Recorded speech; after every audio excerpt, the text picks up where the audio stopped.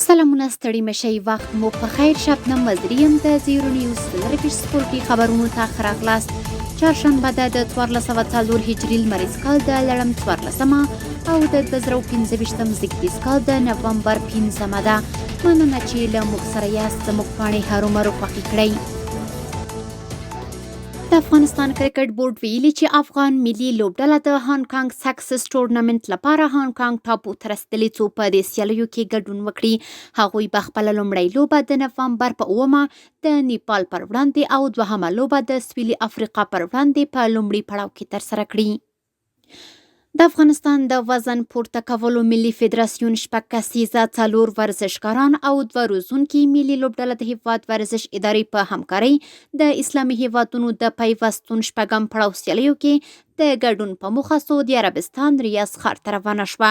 په دې سیالیو کې به شفیق جان سخیزاده په 1 کیلوګرامه وزن کې، مجیب سلطانی په 9 کیلوګرامه، زبیر نظری په 88 کیلو او فضل کریم ترکمن په 110 مثبت کیلوګرام وزن کې سیالي ترسره کړي. همدارنګه عبدالله دوست به د روزونکي او اکرم نادری به د مرستیال روزونکي په توګه ګډون وکړي. بند امیر امو لوبډلې ته ماته ورکړه. د نجیب الله ترکي په نوم د معلولینو شلوریز جام په 15مه لوبه کې بند امیر او امو لوبډلې سره مخامخ شوې چې له یوې په زړه پورې لوبې وروسته بند امیر په کې سیالې امو لوبډلې ته په 55 منټو ماتې ورکړه. په دې لوبه کې د بند امیر په ګټه زکیم زدران په 50 توپونو 4 منډې ترسره کړې. د په روانو سیالیو کې د بند امیر له 2 پرلپسې ماتو وروسته لومړی بریا چې خپله یې کړه.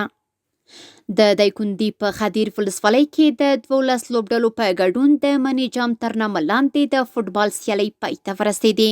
د دغو سیالیو په پایله کې د ازادۍ سرسنګ لوبډلې د 15 ګولونو په توپیر د دهنې قو لوبډله ماته کړه او اتلولي یې وګټله.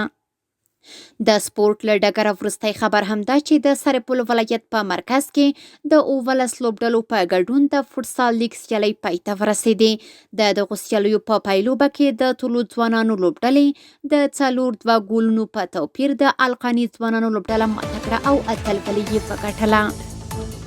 سپورټي خبرونه هم دومره وو. په خپل رسنیو باندې فیسبوک، انسټاګرام، ایکس افغاني، ټویټر، یوټیوب او ټیک ټاک زموږ خبرونه خوښوئ او موږ تعقیب کړئ.